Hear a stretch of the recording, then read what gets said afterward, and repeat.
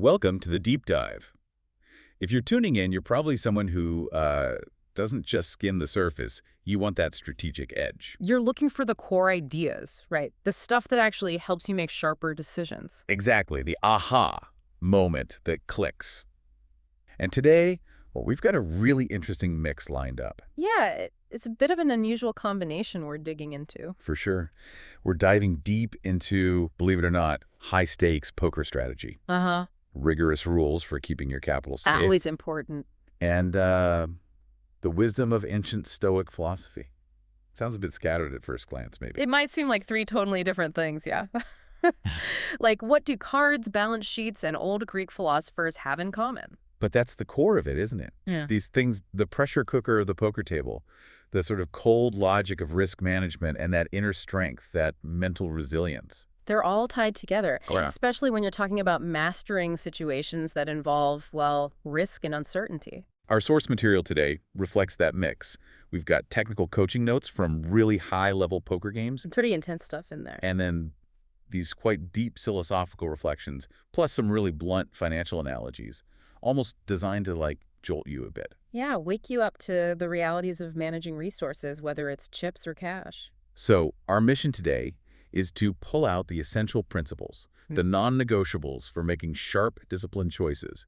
It's a deep dive into calculated risk and really mastering yourself. And look, this isn't just about poker or philosophy in isolation. It's fundamentally about decision-making under uncertainty. That's the skill. A skill you need every day, really. Absolutely. It's crucial for navigating, just modern life with all its noise and pressure. We're taking the math framework from poker. Where uncertainty is part of the calculation. Exactly. And layering on top the philosophical tools for managing the internal chaos. So let's maybe start with the technical side, the numbers. Okay, yeah, let's lay that foundation, the math. The sources really hammer home that, despite all the talk about psychology and tells. Which are important, don't get me wrong. Right, but underneath it all, poker is governed by expected value, EV. Absolutely fundamental. EV, just to clarify for everyone, is basically figuring out the average result of a specific decision if you could make it like a million times. What you'd win or lose over the long haul. Precisely. If the math says the EV is positive, you make the play. If it's negative, you fold. Simple as that, at least for the basic pre-flop decisions. It's the bedrock. Okay, but that sounds almost too rigid. If EV is purely math, how does the source square that with this other key idea it brings up? That just knowing the math ranges isn't as vital as watching how your opponents actually play. Seems contradictory. Good question. It's not really a contradiction, though. It's more the leap from, let's say, textbook theory to street smarts, from pure math to adaptive play. The math, the EV calculations, they give you the blueprint for what's called GTO game theory optimal strategy. That's the theoretically perfect, unexploitable way to play. Right, the computer perfect play. Exactly. But, and this is the crucial but, if you know your opponent isn't playing GTO, if they're making consistent mistakes, then sticking rigidly to your perfect blueprint, well, that actually becomes a mistake itself. It's suboptimal. I see. So if the math says folding is technically correct, but I know this specific player bluffs way too much in this spot. Then calling might suddenly become the higher EV play against that specific opponent. Your observation overrides the default GTO line. So my expectation of winning changes based on who I'm playing against. So yeah. The implied odds shoot up. Precisely. Sticking to the math rigidly, even sound math, makes you predictable and exploitable. You need the EV ranges as your starting point, your default. Your baseline. Yes, your baseline. But real skill, real advantage, comes from constantly observing and adapting. If you ignore the psychology, the human element at the table, your perfect math strategy can just fall apart against someone who's adjusting to you. Observation gives you that better metric. It lets you deviate from GTO in smart ways. That's a huge takeaway, I think, for anyone listening, regardless of poker. In business, maybe your market research, the data says, a project should fly. Positive EV on paper. But if your main competitor is suddenly acting, completely irrationally, or customers aren't behaving like the models predict. You absolutely have to adjust based on that real-world behavior. The math is your compass, tells you true north. But observation is like getting real-time updates on the terrain. Beautifully put. You need both to navigate uncertainty effectively. Okay, let's drill down into a specific rule that the source uses as a great analogy for managing capital. The 15x rule for playing small pocket pairs.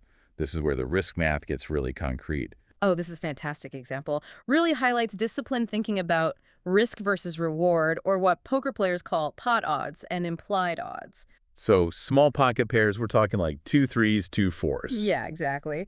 Twos through maybe sixes or sevens.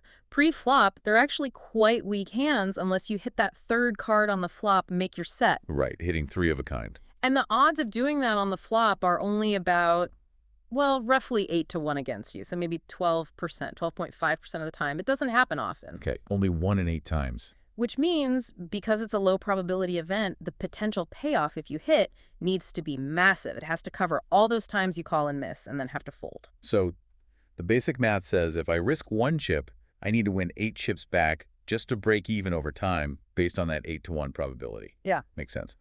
So why 15x? Where does the extra cushion come from? That's where implied odds come in. The 8 to 1 relates to the pot odds, the money already in the pot. Implied odds are about the money you expect to win later in the hand on the turn and river betting rounds if you hit your set. Ah, the future potential winnings. Exactly. The 15x rule basically says, look, hitting your set is great, but you won't always get paid off fully. Your opponent might fold or the board might get scary. So it builds in a big safety margin. Okay. It demands that if you risk, say, 5 chips to call pre-flop, you need to realistically expect to win at least 75 or 80 chips total from the current pot, plus future bets if you hit your miracle card. That forces you to be incredibly selective. Yeah. You can only make that call if the conditions are just right, deep stacks, opponent likely to pay you off. Precisely. It turns what looks like a gamble into a calculated, positive EV investment over the long run.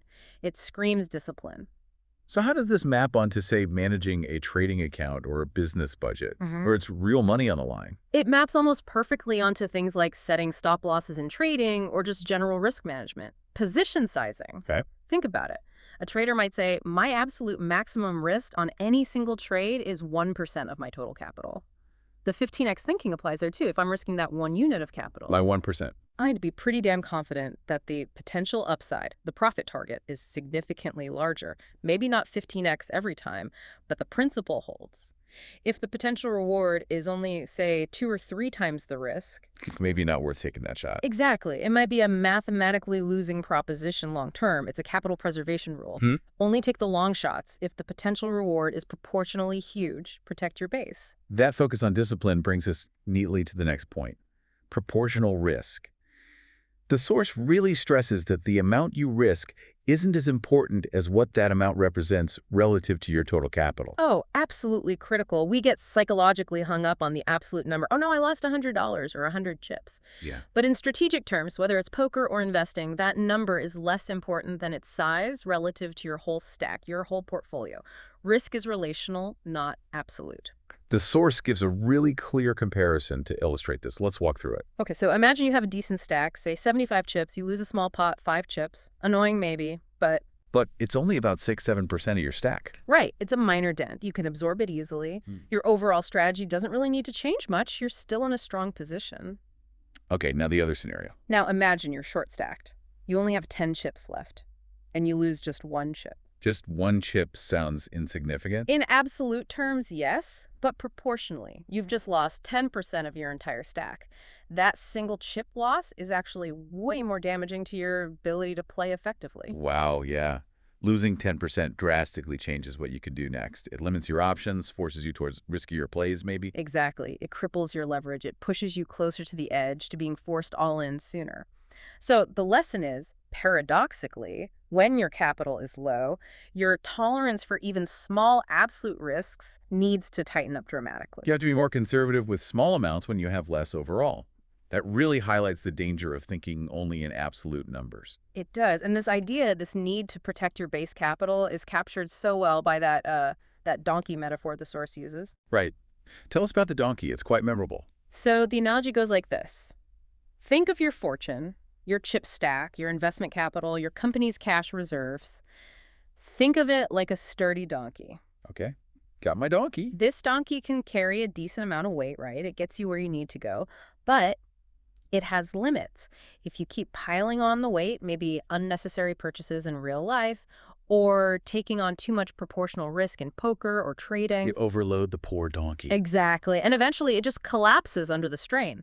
Your capital base is gone, game over. I can easily see that in business. Like a company takes on way too much debt for an acquisition that isn't that crucial. Perfect example. The extra weight, the proportional risk compared to the company's core strength is just too much. It cripples the main business. Or even personal finance, right? Taking out a big loan for, I don't know, a fancy car when your savings are already thin. Absolutely. You might think, oh, the monthly payment is manageable. But if that debt represents a huge chunk of your disposable income or wipes out your emergency fund, you've overloaded the donkey. You've got no buffer left. No buffer. The core message is be gentle with your capital, protect it. Ensure no single risk or series of bad outcomes is so large proportionally that it breaks the donkey's back. Because the number one rule in any long game poker, investing, business, life is just staying in the game. And that means respecting your capital base. Okay, so once we've kind of got that mathematical risk management down, that capital preservation mindset, The foundation. yeah, the foundation, then we start layering on the more dynamic parts, the strategy, the psychology, the game theory. Poker is all about making decisions with incomplete information, right? For sure. You never know exactly what cards the other person holds. And mastery means getting better at figuring that out, or at least narrowing down the possibilities, street by street flop, turn, river. So we're moving into multi-street strategy. It's not just about the cards you're dealt initially, but how the hand plays out over several betting rounds. Right. It becomes less about pure static math and more about building a story, testing a hypothesis about your opponent's hand range based on how they act at each stage. And the source material apparently gets quite detailed on this analytical process, how you refine that hypothesis. It does. It emphasizes that you're constantly updating your read based on new information. And it highlights 3 key data points you use to infer what your opponent might have and what their tendencies are. Okay, what's the first one? First, and maybe most obvious, is bet sizing. How much they bet relative to the pot. Exactly. Are they making a small bet, like 1/3 of the pot, half pot, a big full pot bet, or even an overbet, betting more than the pot? And what does that tell you? Well, it varies, but sizing often gives clues about hand strength or intention. Very large bets can sometimes mean a very strong hand or a total bluff, what they call a polarized range, Try to scare you off. or get maximum value. Smaller bets, especially on later streets like the river, might indicate a medium strength hand just trying to get a little bit of value or maybe trying to induce a bluff from you. You learn to read the patterns. Okay, bet sizing. What's the second data point? Action frequency. How often do they do certain things? Like how often they bet versus check, or raise versus call. Precisely. Are they generally passive, checking and calling a lot? Or are they aggressive, frequently betting and raising? Knowing their general frequency helps you interpret any specific action. So if a player who never bluffs suddenly makes a huge bet, You give them a lot more credit for having a strong hand than if the same bet came from a player you know is hyper-aggressive and bluffs constantly. Frequency helps you assign a likely range of hands to their actions. makes sense. And the third data point, you mentioned it earlier, the often overlooked one. Timing, especially in live poker, but even online sometimes. How long does it take them to act? The pauses. Yeah. A very quick bet or call can sometimes signal a very strong, obvious hand where there's no decision to make. Or sometimes, weirdly, an instant bluff. Like they didn't even think about it. Right. Whereas a long pause, that can mean a lot of things. Maybe they have a tough decision with a medium strength hand. Maybe they're genuinely unsure. Or maybe they're trying to look unsure to induce action or feign weakness when they're actually strong. Or feign strength when they're weak. Acting. Exactly. It's another layer of information you're constantly processing. Bet sizing, frequency, timing. You're weighing all 3, not just focusing on your own cards. Which leads right back to that idea of the observational mandate. The source says a good player has to be watching everyone all the time, even when you're not in the hand yourself. Absolutely crucial. If you fold your hand pre-flop, your job isn't over. You don't just zone out or check your phone. You're still gathering intel. Continuous competitor intelligence, every check, every call, every bet, every sigh, every quick glance at their chips, it's all data. Data you store away. For future use against them. Exactly. If you see someone make a questionable call on the river and lose, you file that away. Okay, this player calls too wide. If you see someone hesitate, then fold to pressure on the turn, you note that too. This player might be foldable in big pots. if you're distracted. You're just giving up that edge voluntarily. You're blinding yourself to arguably the biggest legal advantage you can have in the game information asymmetry. That level of attention, it seems like it naturally extends to understanding the game structure itself. The source talks about game theory and positional advantage, how the rules are set up. Yeah, the actual architecture of poker is quite elegant, really. It's designed to balance risk and reward, partly through seating position relative to the dealer button. Okay, let's break down that order of action clearly. Pre-flop, before the first community cards come out. Pre-flop, the very first person to act is the player under the gun, UTG. They're immediately to the left of the big blind. And they have the least information because nobody has acted yet. Exactly. The action then goes clockwise around the table. The very last person to act pre-flop is the player in the big blind position. So they get to see what everyone else did before making their move. Correct. That's their advantage pre-flop. But then, after the flop, when the first 3 community cards are out, the whole order flips. It resets based on the blinds and the button. Precisely. Post-flop, the first person to act is the player in the small blind position, if they're still in the hand. And the very last person to act on the flop, turn, and river is the player on the dealer button. And that's the prime position everyone talks about, the button. That's the money seat post-flop, because you get to see every single opponent check, bet, raise, call. You see their entire action before you have to decide what to do. That information is incredibly valuable. Immensely. It's so valuable that sometimes playing a mediocre hand in position on the button is more profitable than playing a strong hand out of position, like under the gun, where you have to act first. Wow. So if the button is such a huge advantage post-flop, how does the game compensate the players who are forced to act early or put money in blind like the small and big blinds? Is there a balancing mechanism? There is, and the source highlights the structural elegance. The main compensation is for the blinds. Pre-flop, as we said, the big blind gets to act last. That's a significant advantage. They could just check if no one raised or see the cost before deciding to call or raise. Exactly. It helps offset the fact that they were forced to put money in the pot before even seeing their cards. It's a structural way to compensate for that mandatory investment. So the forced bet is balanced by getting the last action, pre-flop. It helps balance the investment with opportunity. Without that compensation, the blind positions would just be mathematical black holes, losing money relentlessly over the long run. The game is actually quite cleverly engineered to distribute the costs and advantages, making strategy complex, but ultimately fair if played correctly. It's like a mini economy built on incomplete info. So we've covered the external game, right? The math, the strategy, reading opponents, understanding position. All crucial for success at the table. Absolutely. But then the source material takes this really significant turn. It argues pretty forcefully that none of that external skill matters much if your internal game is weak. If you can't manage yourself. Exactly. And that's where Stoicism comes in. Yeah. It's presented almost as the essential operating system for anyone trying to make high-quality decisions under pressure. And the person behind these source materials, they're really deep into this, aren't they? It mentions working on a 6th book about Stoic philosophy. Yeah, this isn't just casual reading. We're talking a profound long-term commitment. Titles mention like A Toric Samurai or The Way of the Stoic Diamond. They suggest a real effort to blend classic Stoic ideas with, modern challenges and strategic thinking. A practical, applied philosophy.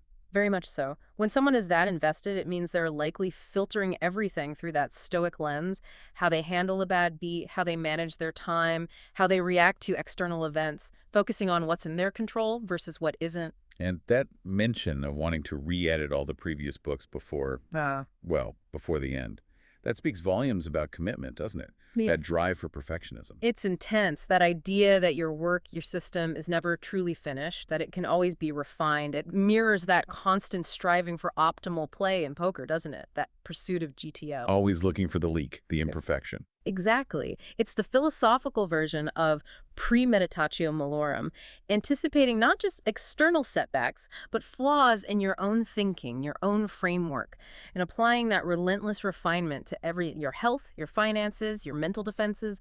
Complacency is the enemy. And it seems that rigorous self-discipline flows directly into the source's views on technology. Yeah. Specifically, digital minimalism. Oh, yeah. The critique here is pretty sharp, but hard to argue with, honestly. The basic argument is that the default setup on most smartphones, It's basically designed for addiction. To grab and hold your attention. Intentionally. They're engineered as distraction machines, constantly pulling you towards low-value, time-wasting activities, which is the exact opposite of the deep focus you need for, say, Stoic reflection or analyzing a complex poker hand. So the solution proposed isn't just like turning off push notifications, it's more radical.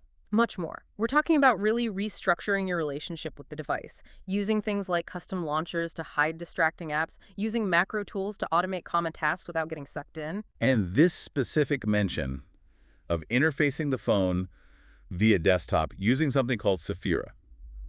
What's that about? Right, Saphira sounds like some kind of advanced Android interface, or maybe an application layer.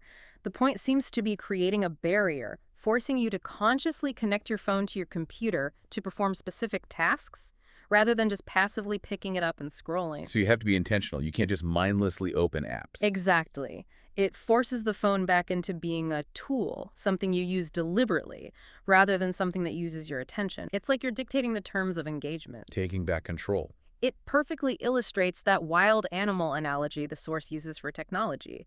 You have to actively tame it with these custom tools and interfaces. Otherwise, its default nature, like a wild animal, will control you. The boundary is firm. I refuse to have this thing glued to my hand all day. It's about protecting your mental capital, essentially. Rejecting the digital noise that offers negative EV for your focus. Spot on. And that same desire for control, for independence, seems to broaden out into a critique of our reliance on the system in general. The source talks about this draw towards off-grid living, even if just temporarily. Is that just a romantic notion, escaping to the woods? I don't think it's purely romanticism. The core idea seems deeper, more about resilience. It's about ensuring you could survive, or at least function, without relying entirely on the complex, modern infrastructure if you had to. Practical self-reliance? Yeah. It's not necessarily about cutting off entirely. The source acknowledges still needing internet, for example. But it's about reducing dependency, not being structurally reliant on fragile supply chains, constant utilities, endless services for every little thing. There's that phrase used that really hits hard. Enslaved by permanent assistance. Powerful, isn't it? It suggests that our constant reliance on convenience, electricity, running water, instant food, Amazon Prime while comfortable actually makes us less free, less capable. Yeah. The source makes this provocative comparison to animals. In a way, animals are freer because they aren't dependent on these external complex systems. They rely on their own capabilities. We've traded some of that innate capability for comfort, and that leads to the comfort trap. The comfort trap. Because all these conveniences make us, what, complacent? Sleepy. Yeah, essentially. Comfort becomes the enemy of growth, of resilience. When you're always shielded from hardship, from consequences, you lose your edge. You're not practiced in dealing with adversity. Which is something Stoicism actively encourages, right? Voluntary discomfort. Exactly. Things like fasting or cold exposure or deliberately choosing the harder path sometimes. These aren't about self-punishment. They're training exercises. They build the psychological muscle you need to handle life's inevitable challenges, whether that's a market downturn, a personal loss, or just a run of bad cards. If you live in perpetual comfort, you never test yourself, so you don't know how strong you actually are. Okay, so for the listener who maybe lives in a city, can't realistically go off-grid, how do they apply this? How do they find independence within the modern system? This leads to the two paths of escape idea, right? Yes, this distinction is key for making it practical. Path one is what the source calls the external escape. That's the literal, physical removal. Moving to the cabin in the woods, basically. Right. Going off-grid, minimizing physical ties to the mainstream system. Difficult for most, maybe not even desirable for everyone. So what's path two? Path two is the internal escape. This is the mental, philosophical retreat. You stay in the system physically. You participate when necessary. But you don't let it dictate your thoughts or priorities. Exactly. Yeah. You mentally withdraw from the noise, the meaningless connections, the endless digital distractions. You become incredibly selective about what you engage with. So the modern Stoic doesn't need a cave. They need a really good filter. That's a great way to put it. They build an internal fortress. They apply the same rigorous judgment they use to evaluate a risky bet to their life choices. Who do I spend time with? What information do I consume? What obligations are truly necessary versus just societal defaults? It's like applying position sizing and EV calculation to your time and attention. Precisely. Curating your life table, choosing your interactions carefully, focusing only on things that have a high positive EV for your personal growth, your purpose. It's about protecting your most valuable asset, not money, but your mental bandwidth, your focus. That's the internal escape. Okay, this feels like it's bringing everything together now. The math, the discipline, the internal fortitude from Stoicism, the focus needed to resist distraction. It all connects. And the source offers this really compelling final comparison. Poker versus chess as a model for life itself. Yeah, this is a really insightful point. People often hold up chess as the ultimate strategic game, the pinnacle of intellect. Right, it teaches logic, planning, seeing moves ahead. It does. But chess operates under conditions of complete information. Both players see the entire board, know the power of every piece. It's a deterministic puzzle. Life? Well, life just isn't like that, is it? Not usually, no. It's No. messy, unpredictable. Information is hidden. Exactly. And that's why poker, the source argues, is arguably a better metaphor for navigating reality. How so? Because poker is defined by incomplete information. It forces you to manage uncertainty constantly. It demands psychological reads, calculated risks, timing, bluffing, knowing when to hold 'em, when to fold 'em, all based on partial data. Skills you need every day. Absolutely. When you're making a big career decision or deciding whether to trust someone or investing your savings, you're almost never operating with all the facts. You're assessing probabilities, reading situations, managing risk. You're essentially playing poker, not chess. That reframes poker from just a card game to a life simulator almost. In a way, yes. A simulator for decision-making under pressure with limited information. Which connects to that really strong statement the source makes, kind of a call for critical thinking.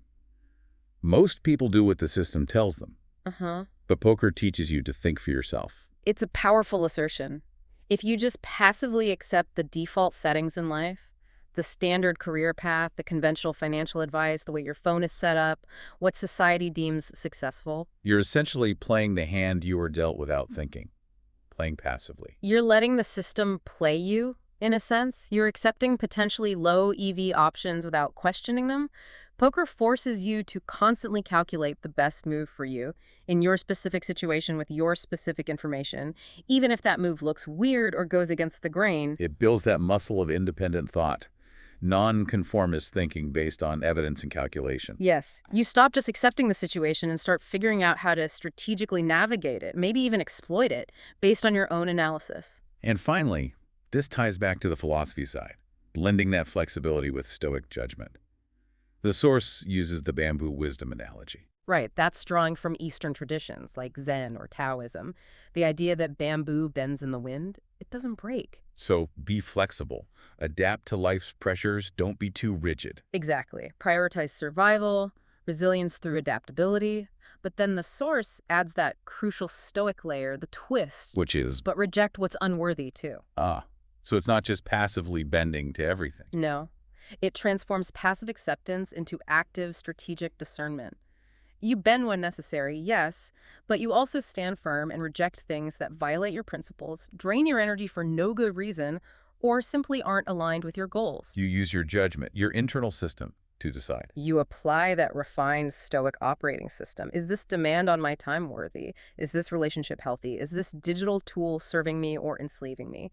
It comes down to that final stark command the source gives for self-mastery. You have to decide what to accept and what to reject. Just like folding a bad hand pre-flop, even if you're bored and feel like playing, you have to have the discipline to reject activities, connections, even societal expectations. If your analysis shows they have a negative long-term EV for your life, for your flourishing. Wow, what a journey.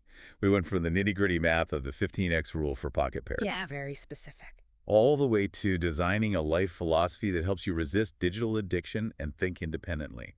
It really is about mastering both the external game and the internal one. That synthesis is definitely the core takeaway. The sources really paint a picture of how someone can grow across all these areas, getting sharper with risk and math externally, while becoming more resilient and independent internally through philosophy. Being in the world, dealing with its complexities. But not being of the world, not being controlled or defined by its defaults, its noise, maintaining that internal escape, that independence. Well, as we wrap up this deep dive, we should probably leave our listeners with that final provocative challenge thrown down in the source material. It really makes you think about your own focus. It does. The challenge is basically this. If you can find a more meaningful game than poker, let me know. I haven't. Now, that's not necessarily saying poker is the only meaningful game, but it forces you, the listener, to ask yourself, What game are you playing? Where are you investing your most valuable, non-refundable resources? Your money, your time, your mental energy. Is it a game that demands your best, that pushes you towards mastery, independence, constant improvement? Or are you maybe just playing along with the system's default game? That's the calculation we'll leave you with today. Welcome. I have a poker lesson that starts in 5 minutes. We're gonna talk about some poker, also other stuff. Since I'm a Stoic author, I started writing my 6th book. I'm gonna introduce the lesson by showing 2 of my books. Those are the only ones I could edit until now. I will edit the rest, but it will take time. The 6th book isn't published. I've only started. I've only written a couple of pages until now because I was busy. I couldn't do any more. Today, I'm gonna introduce to him what a phone is for me, because I use phones a little different than other people. I'm gonna introduce that to him since a phone is an app on my computer. But first, let's take a look at my books. This is my 4th book in French. Here you have the translation in English. A Stoic Samurai. How can one have the military bravery of a samurai in order to live a life worthy of a Stoic man? That was my 4th book. It's an excellent book. I like it a lot. Here we have my 5th book in French. Here it is in English. It's called The Way of the Stoic Diamond. It's great. I'll recommend it to you. It's translated in German. Some more translation for those books are coming. Today I can edit my first 3 books. I will also do it. They are already published, but they all have to be edited. I have to update them with a new edited version. That will only be possible when I find the time to do it. Until now, unfortunately, I could not do it. But before my death, I certainly hope that I will find enough time to do this. Maybe it won't take me so long. I'm planning to publish some more translation, at least of the books. I've edited it. I've already translated them, but I have to upload it. I have to go through the necessary hoops. Take some time to get a Kindle version, a paperback version. That isn't fast. There's no AI who can do it. For me, I have to do it. Agents are great that they exist, but they do very little until now. Most of the work you still have to do yourself. I'm gonna jump into my call. My poker teacher should be already waiting, or he will be arriving very soon. Hello. Hello, Norman. Nice to see you. You're on time. How can you be that punctual? Not 1 minute ahead, not 1 minute late. Thank you. How are you doing, Norman? I think I'm doing good, actually. Everything fine. That's awesome. I want to show you what for me a phone is. What you see now, that's my phone. That's a phone. That's how I use my phone. The app is called Sephira. I did spend the last week, since you asked how I'm doing, I did spend the last week configuring that phone because I have 2 phones that I use. One is barely enough to make Sephira run, but the other one did get in some heavy lag. I decided to update it. That's how I use my phone. 99% of the time, what you see on screen now, that's how I use my phone. What do you think about that? It looks normal to me. I don't understand what's strange about it. Do you use your phone on Windows screen? No, that is different. So I usually would not use my phone on my PC. But then you have to pick it up. Now, do I want to pick it up every time I check what my position is in the market? Every time I take a new one? Every time I close one?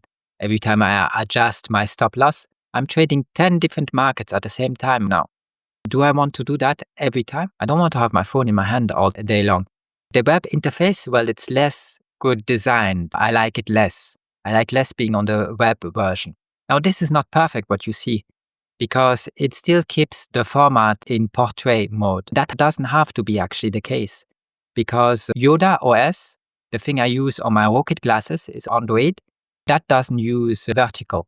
There you can switch on landscape. With technology, you can change that into landscape mode, but it doesn't do it now. It's probably because Yoda OS is not the same Android than I have on my phone. Do you get now why I use it like this? Yes, I understand why, yes. Since the last one was lagging a lot, I had to spend a lot of time installing it.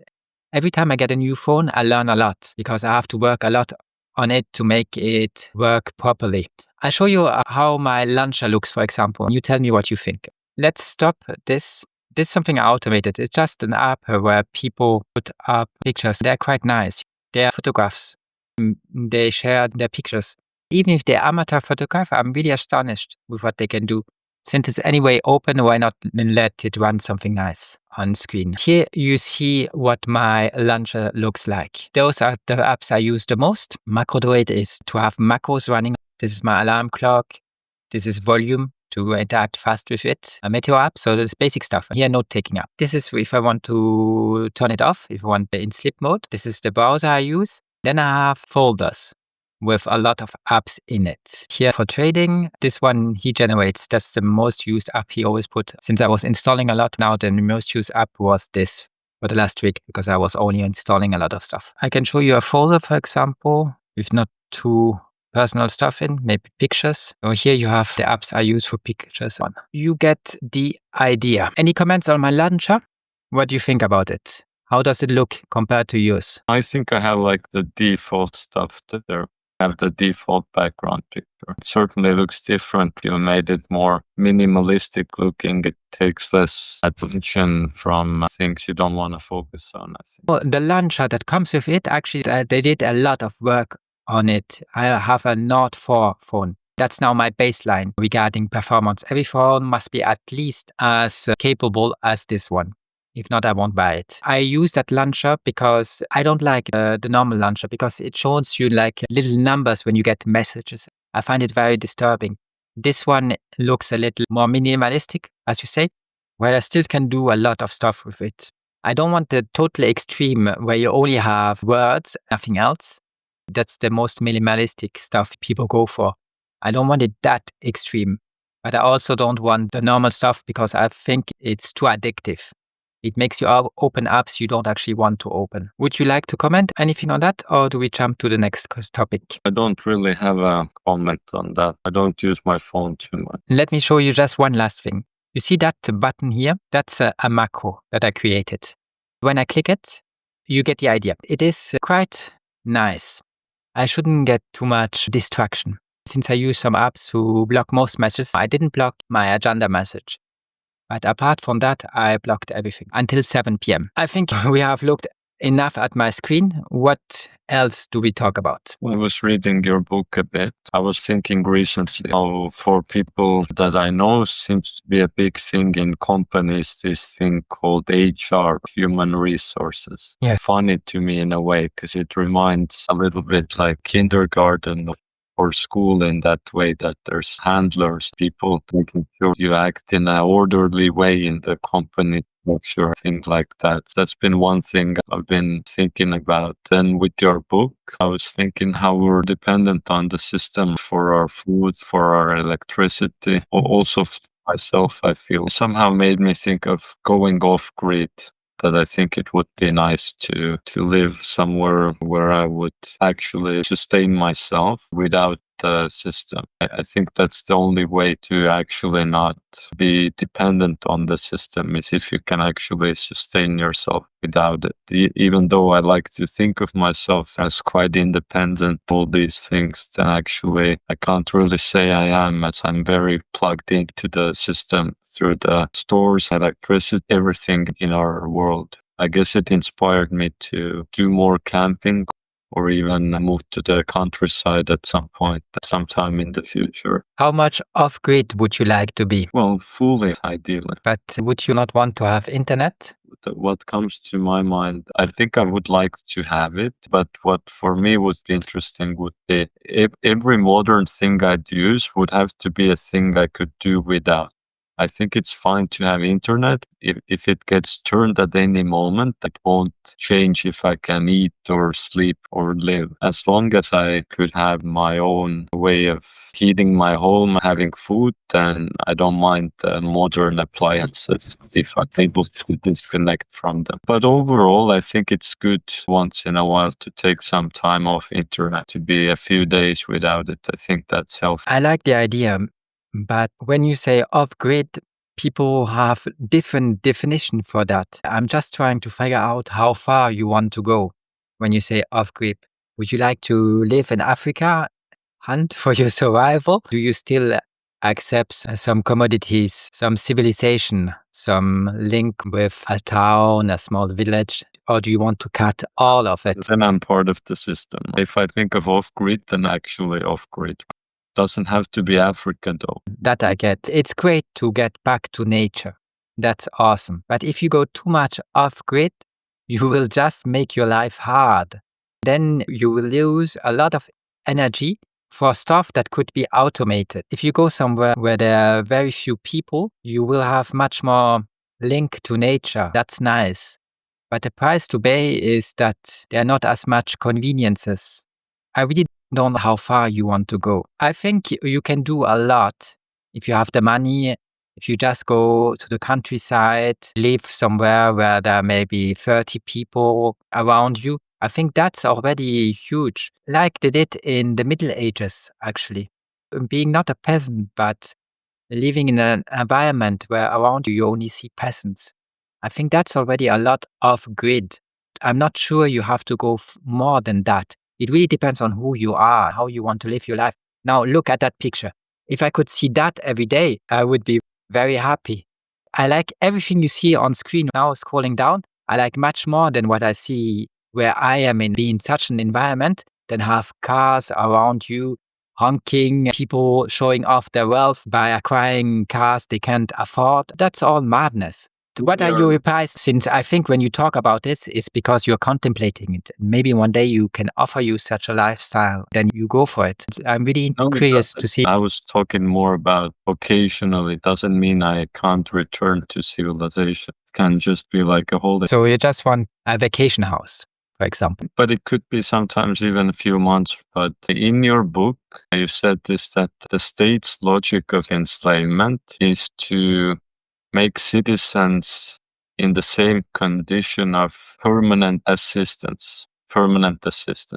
Then, even if I was connected to a village or electricity, I would still be within the system. I would still be in this relationship of permanent assistance. It wouldn't be free as in animals are free, where they don't require any external assistance from the system. It would still be a system, I would think, if I would be in a village community. Don't you see how shameful that is? That we are so smart that we need so much assistance. And every animal in the animal kingdom can manage on its own and doesn't need any assistance from anybody. Isn't that absurd? That's why I would like to do that for a few weeks or months, to just be able to get my own food, get my own shelter, and be independent. I think it could feel great. I'm sure it would. But now you're not really going off grid. You just want to do some camping, go on vacation. Well, if I do that for a month, if I catch my own food or grow my own food, then I could say that is off grid. If I grow my own plants, catch my own fish. Here's what we should do, Norman. Once we are comfortable enough, if we're not too old, we still can do it. We can take 1 month off. We could go to an island, try to live there off grid for, let's say, 1 month, if that's the period of time you gave. See how we can manage. Or if we fail, we have to call for help. Wouldn't that be funny? But then it's more like a reality show you see on TV, a survival reality show. I'd have to think about it. Just something crossed my mind. By asking this question, 1 month is a long period of time. I might do it, I might not. I'm just trying to figure out what your goals are, what you would do since you came up with the subject. I think I get it a little more. You just want to cut the link with society for a small period of time and see if you can do that. That is one idea, yes. The other idea, maybe do something more measured long term. I think that's what you were alluding to at first. That maybe long term to live in a smaller village or a community which is less dependent on a system than a big city with central heating, all these things. I think there can be two different things there. Doing something very extreme for a shorter time span to see how I would manage that, than something which would be less extreme, but it would be more long-term sustainable, like having my own greenhouse or going fishing more often, sometimes eating the fish I've caught myself, or having a house which you eat yourself. One thing you mentioned early on is a lot of the things I would be giving up would make life more uncomfortable, because a lot of the things the system offers us is through comfort. But that's what you wrote about in your book. The comfort is dangerous. It makes us sleepy. It makes us happy with the comfort. It makes us slaves and dependent in that way. Maybe it's sometimes good to have to do more effort if the price or if the reward of that is freedom. I think you have to escape the matrix as much as you can. There are different ways to do it. The ways you talk about is by changing the outside world. This is actually quite difficult. It will take a lot of effort. It could be quite expensive depending on what you want to do. But there's an escape inside. You can escape inside of yourself. Just don't interact with the world around you, or less as you do until now. We interact now, but it's a pleasant way. It's like talking to a friend. It's not the kind of interaction you see around you all day long. The fake interaction nobody wants. Being off-grid is not my top priority. If one day I can afford it, yes, then I'll look what I can do in that regard. But it's not my top priority. But I still think that I'm already living without too many interactions. The last week, I did spend a lot of time just setting up this phone, but it's because I will work on it. It's good if it works as I want, and it gets more complicated. This was one of the most complicated phones to install because a lot of stuff didn't work as planned. All the restricted settings, they are actually grayed out. You have to enter code in ADB to put them on. For every app, you have to enter code to make the restrict settings appear. They have really shut it down, make it very hard to use. It was one of the most complicated phones, the Nord 4, to install. I did work as much as I could on it because I want to be done with the installation as fast as possible. Then that I can concentrate much more on my writing, my philosophy, poker. I already took a lot of distance with the world around me. That actually gives much more value to my life. Even if I live in a city, I very little interact with that city. My neighbors, as with Marianne, it was hard.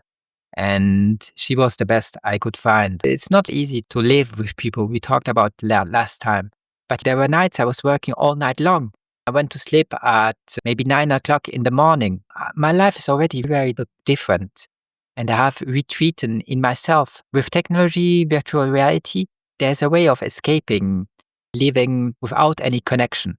It's not that I'm against connection. I just don't think that fake connection or meaningless connection will add anything to your life. You should be a little careful about what kind of connection you enter in. They should be fulfilling or help you in some way at least. If they're just energy grabs, if it's just very painful and you get nothing out of it, the person in front of you, it's also a waste of time for him.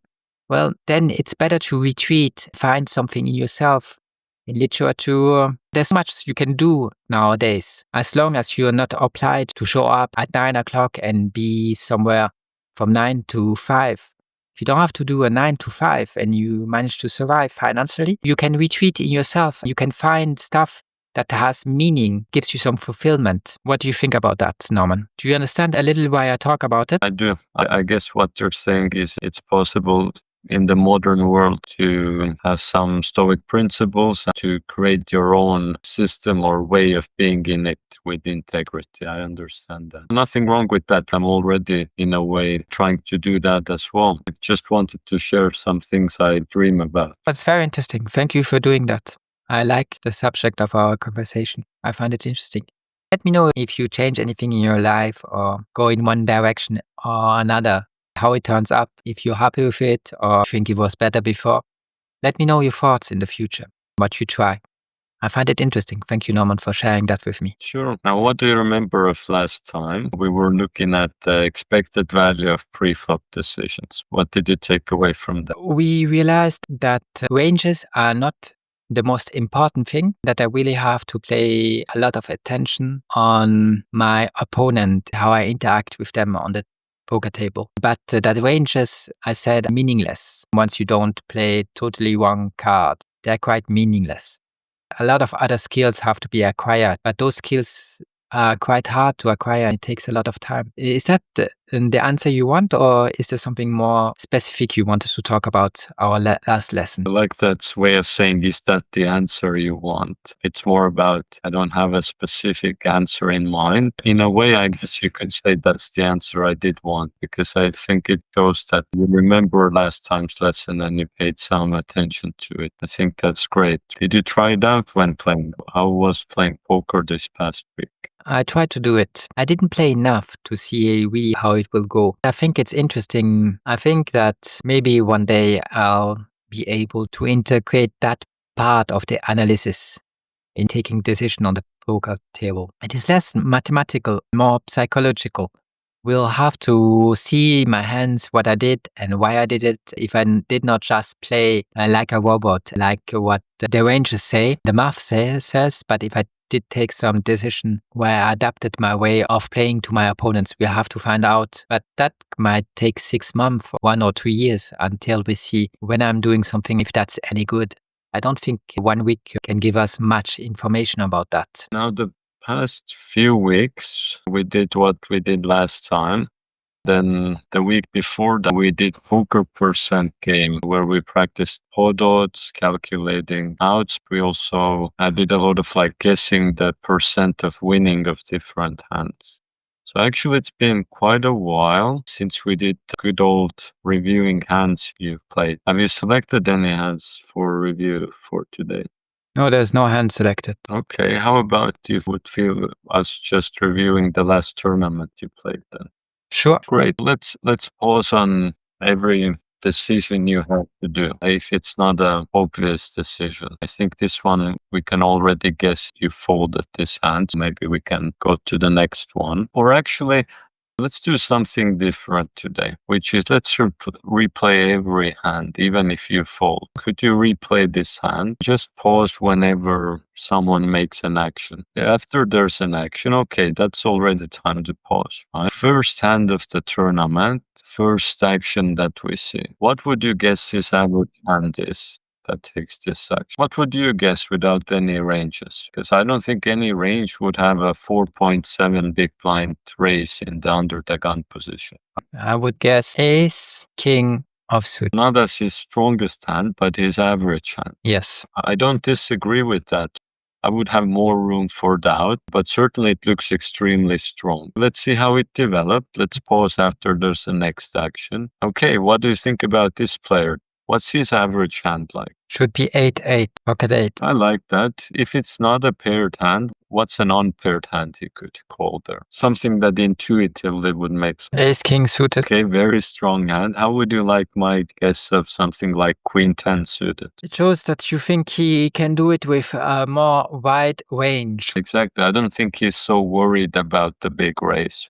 Exactly. Let's carry on. Let's pause at the next decision. You see, the thing is, there's only so often someone can have a good hand. If I see here 3 players already putting in 4.7 big blinds, I don't think they all have ace, king, or pocket eights.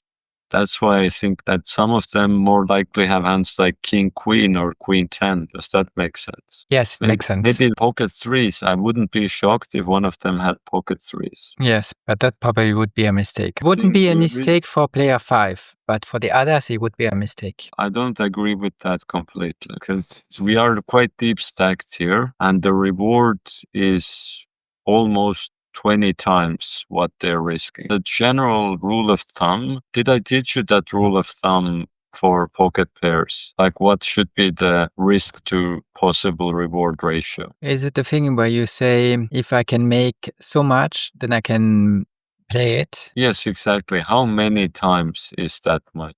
Was it 2 times, 5 times, 100 times? If I haven't spoken of it, You have spoken a bit. If I remember correctly, it might have been 20 times. 20 would be quite safe. It's actually 15 is that rule of thumb. So here, would the possible reward be 15 times greater? For player 2 on the button, would it be 15 times better? The reward is 2.57 to 1. Is that 15 times better? Is that what I have to look at the pot odds or the pot in the middle? Pot in the middle, No. 12.10. He has to put in 4. how do I see it? So for that rule of thumb, that 15 would be the maximum reward. He has to put in 4.7 and can he make 15 times out of it? Well, he can make 20 times out of it because 4.7 times 10 is 40. Let's round it to 5. 5 times 10 is 50. I think it's enough. And times 2, it would be 100. Can he make 100? Yeah, he could, because there are 2 players who have 70. So 7 times 2, that makes more than 100. It makes 140. Usually this rule of thumb, it's thought for one player, because it's very rare both players would go all in. In this case, the realistic maximum pot would be around 80 chips. Why do I say 80, not 70? I hear your question. Because if I make 70 divided by 4, it's 14. You give a little more because there's already a little more in the pot. It would be exactly 15 actually. Is that correct, Norman? Not really. Here's where I posed you. I said something else. I said you would make 80, not 70. Why did I say 80? Where did I take 80? Because you added 12.10, Exactly. which are already in the pot. You could do 82. 82 divided by 5. Yeah, on your calculator. It's 16. It's more than 15. That's good. That means we get 16 times possible reward. It's still close. If you folded pocket threes, I would say not one bad word. But I'm saying is it could make some sense to play threes. Let's say player 5 actually has aces or ace king. Well, it's very likely they will go all in. If you hit your 3 on the flop, which you will do around 12% of the time, then it could be worth it to risk 5 to get a reward of 80. Okay? Yes, but it's very close. However, what's the good news? Even if you lose 5, what percent of your chips would you lose? You started with 75. If you lose 5, what percent of your chips? Like 1 out of 15. Exactly. Wow, I'm surprised. That's very good math from you. How did you get that so quickly? I've done 17 divided by 5. I knew that it was very close. Exactly. That's a good skill which you showed there. You showed the ability to use a different information in a different context, to use the tool available for another question where it could be helpful. But why I say this is, even if you lose these 5 chips, you would lose something like 7% of all your chips. It's actually not the biggest deal because of the stack size. Even though it seems huge, comparatively, it would be worse to lose 1 big blind out of 10 than 5 out of 75. Do you see that logic? That 1 out of 10 is more than 5 out of 75. 1 out of 10 is 10%. 1 out of 75 is what? 1.5%? Around 6.6. It's less. Okay. So that's what I'm saying. To me, that sounds very scary because if I think about trading, I never would like to lose with one trade. 6%, you said? Yeah. Yes. Would I agree to losing 6%? Well, I would agree to have a stop loss of 6%, but I would not agree to put 6% of my capital at risk on one single trade. But you didn't. This is just one tournament. That would be the case if this tournament was for all your life. If this one tournament was for all your money, then this decision would be 6% of your capital. This tournament is maybe 0.1% of your capital. So it's just 6% out of 0.1%. In that case, it's no issue.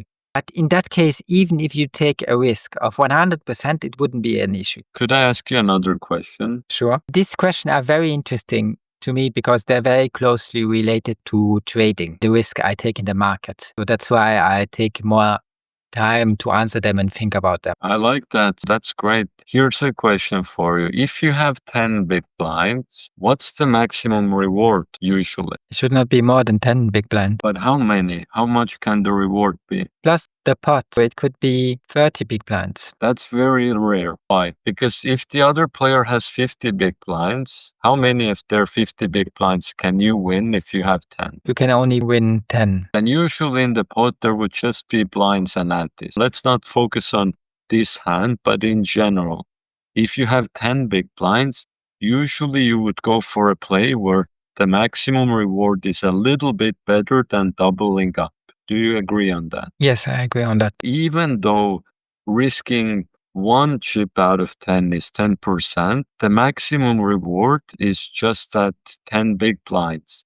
Now, here we're asked to risk more than one chip, but is our maximum reward 10 big blinds? We said that our maximum reward is 82 big blinds. Exactly. Where I'm going with that is I agree with what you say that we don't want to risk too much in one hand, but how often people risk one big blind if they have 10 big blinds? Then they're risking 10% of what they have. And that move people do very often and they don't worry about that. But I don't risk one big blind when I have 10 big blinds. I go all in when I have 10 big blinds. I know I'm talking more of the psychological side of poker here, that this raise here seems expensive, but actually a one big blind raise is sometimes more expensive relatively. That's the whole point of this that I'm trying to convey. Is there any sense in that or no? Sure there is.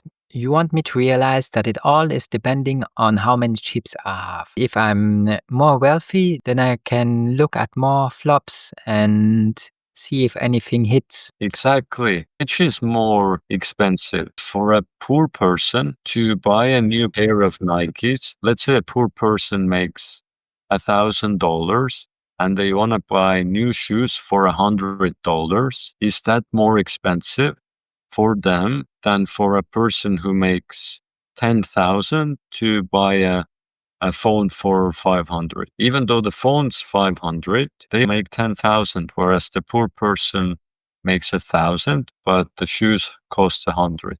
Essentially something like that. Right? You could have gone into more extremes than that, but I really get the idea. Yes, it is much more expensive for a poor person to buy anything than for a rich person to buy anything. Even if a rich person sometimes buys $100 million yacht, for them actually, if they're a billionaire, that could be, relatively speaking, not so much more than for a poor person to buy a car or something similar to that. Now, this is very interesting topic because as a financial advisor, if I look at the net worth of a person, I should be able to tell him what he can afford and what he cannot afford. Now, the really danger is with it, it's not just the price you put on a ship or a house or a vacation or a car. It's everything it will cost you all year long to maintain it. You always have the risk that your net worth drops. Then maybe you're not able to afford it anymore. But those questions are very interesting. I still think that the best is if you live beyond your means, if you don't ask too much of your capital. I see it like a donkey where you put some heavy load on it. If you keep putting too much heavy load on it, you will kill the donkey. You have to be gentle to him, not ask too much of him. Your fortune, I see it in the same way. You can take out of it what you need to live, but you cannot overdo it. Completely agree. Yes, very good. I also follow these things. I think there's a saying like a car should never be more than, I think 10% is the rule that's recommended. Like car should be never more than 10% of net worth. A house or an apartment should be more than 30%. I try to follow these guidelines. But yes, the best thing in my experience is just to have a month-to-month budget. You keep track of that you're living within your means, essentially what you said. That's the basis of it all. It seems like a big thing's happening on this table, but it's actually relatively calm. Even though it's unusual and big raises, and it's not so dangerous at the moment what's going on. Let's see the next pause moment. Player 2 called as well. Let's see if there's any others here. When we talked about how much we can spend and living in our means, when you get a little more comfortable, you don't always have to upgrade. If you don't always upgrade to a higher standard of living, it's very easy to stay in your means. A lot of people I know, it would ask them very little effort to stay in their means. But the thing is, they don't know what to do with money. They inherit a lot of money, they have a nice salary, but they don't know how to manage it. Actually, it's very easy to stay within your means once you are above a certain cap, just stop upgrading all the time your life. It's the most easy thing imaginable. If you don't upgrade all the time your life, the energy, instead of wasting it in upgrading your life, which is just a waste of time, you can use it for more fulfilling stuff like reading books, acquiring new skills, doing something that you think has meaning, and not just keeping up with the Joneses, like people say in English. Let's go to the next hand. That's very smart what you say. Let's not go to the next hand. Let's keep on replaying this. There's a reason for this. You see, even though we're not involved here, we can practice with this hand. This player bets. How much did they bet? Half pot. Would you take it seriously? Would you believe? What do you think they have here? I think he can have a pair. Now, I don't think he has a 7. I don't think he has a 6. Maybe a jack or already made pair like pocket queen. All right, good. What's the worst he could have here? What do you think? I think he shouldn't have lower than pocket jacks. Wait, let me think about it a second. Could he do it with pocket tens? Yes, I think he could do a continuation bet with pocket tens, but it wouldn't be very smart because he's facing 2 opponents. I wouldn't do that. I did not ask if you would do it. I'm asking what we think he would have. I would actually think he could have ace king or ace queen once in a while. An unpaired hand is just doesn't know any better to do than to keep on betting. Could you see that happening? Yes, but I don't think that good players do. He's not Daniel Negreanu player 5. I'm being realistic here. Yes, I think he could do it with sometimes even ace queen suited, and sometimes you're surprised he goes even lower than that. Right, but that's going to be on the rarer side. His average hand here, because he has aces, kings, queens, he might have ace jack.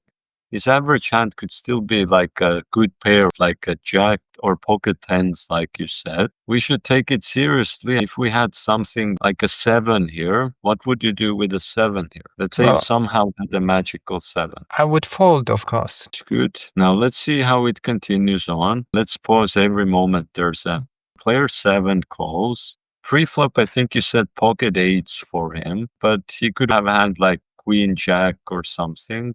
Or still those pocket 8s. I think a lot of people would hold on to their pocket 8s. Would you agree? Yes. Let's see if player 2 also would carry on. One player folded.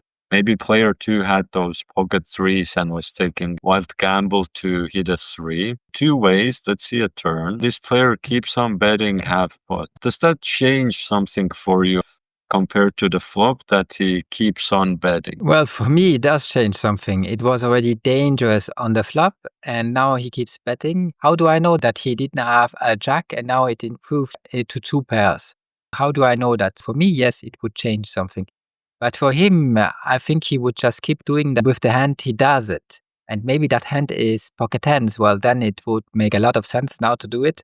But maybe that hand is also just pocket 9s. A hand like ace queen, would you think that maybe it would want to slow down if people call the flop? Like ace queen, yes, should slow down. Actually, that makes it now more scary because even though tens would continue, some weak hand he might just wave the white flag and give up. The fact that he hasn't given up makes it more scary. That makes sense. Of course, it makes it more scary. It makes it much more scary. Let's see what player 7 does here. Player 7's not going anywhere. Does that change something from player 7, what he has? Do you still think player 7 has pocket 8s? Or is it looking a bit stronger now than pocket 8s? I think he should have at least a jack. Yeah, I would agree. Let's see a river. A king comes.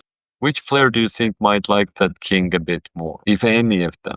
Maybe neither of them like it. I think player 5 should like it more. Okay, I think Because it's reasonable. Because he showed so much interest in now, so why would he give up now? Unless he has pocket queens, now he's scared of the king. I don't think he should stop doing what he does. He liked it so much until now. Well, let's see what happens, what he does. He goes almost for all of it, for half of it. Does that mean something in your mind? Does it make it weaker or stronger that he didn't quite go all in here, but just a little less than that? Well, if he wants to trick me, then he has a very good hand like pocket aces. If he doesn't want to trick me, maybe he's just in a habit of going for half pots. He doesn't want to click another button. All right, player 7, let's see what he does. But you think it shows that he's stronger, that he doesn't do his all in? Not necessarily. If anything, I would think the other way. Let's say he had pocket kings here. Do you think he would really hold back the last chips if he had pocket kings? I don't really see that happening. In my mind, Is his maybe- weak according to you? Not going all in here is a sign of weakness. well, it still might not be weakness, it's just weaker. Pocket queens is not weakness, it's just weaker. He's showing that he doesn't have the best. He doesn't have aces. You don't think he has pocket aces? Think that way, yes. Let's see what player 7 does here. He folds. Unfortunately, we won't really learn too much about player 5 and 7 here. We don't know if they're crazy. We don't know if they're very loose. Maybe they both had hands that made sense. Maybe player 7 had ace jack. Would it make sense if player 7 had ace jack to play this way? Yes, it would make a lot of sense. That's possible. One thing is certain, we're engaged in a big pot here. Player 5, player 7, I'll try to remember them. Because if they're going to be active in the next hands, then the more active they are, the less belief I will have that they actually are sensible people. Let's see the next one. Let's see if player 5 and 7 are again here, and 7 isn't. And player 2 is. Player 2 actually was calling the first time last hand. And player 5, second hand in a row. Last time 4.7, now 6 big blinds. Now he's a chip leader as well. 2 times in a row. Have you had a good hand 2 times in a row? No. Never. You've never had kings and then queens next time. Yes, but he has it all the time. Well, it's not that. It's just that it happens sometimes. I know what you're coming to. The thing is that he probably doesn't have it also. He's probably very loose. That's what you're leading to. That's why you're asking me that question. Well, I'm saying I'm getting more suspicious, but I would still, as a cautious person, I would still tend to believe him, even though it seems odd. Does that make sense? Even though I'm suspicious, why I still would be more in the mindset of believing. 2 times is not enough to make you sure that he's loose. But if he keeps doing that, then you will think that of him. The cost of getting it wrong could be ruining your tournament. I don't really want to make a read and then be wrong and die on it. But the thing is, your read could be perfectly fine. It would be 100% correct. Player 5 is very loose. But now you face him in a pot, and he does it again. So you think he already showed me how loose he is, so I won't give too much weight on his decision and his re-raises. I will just keep calling because my hand is quite good, it's decent, it's my maybe top pair. Then you find out he has aces. That happens sometimes, yes. But what is true is, who's more or less likely to have aces? A tight player or a player like player 5? A tight player is more likely to have aces. So I'm more likely to have aces than player 5. Player 5, he will get dealt aces just like everyone, but it does make sense to believe him a little less. Although 2 times is not enough. I would want to see more hands than just like this hand. I would still believe him more than not believe. I get it. But the idea is you asked, who is more likely to have aces? Is it Ottavio or is it player 5? It's more likely that I have aces because I play less hands. He plays much more hands, so the likelihood of one of those hands being aces is lower.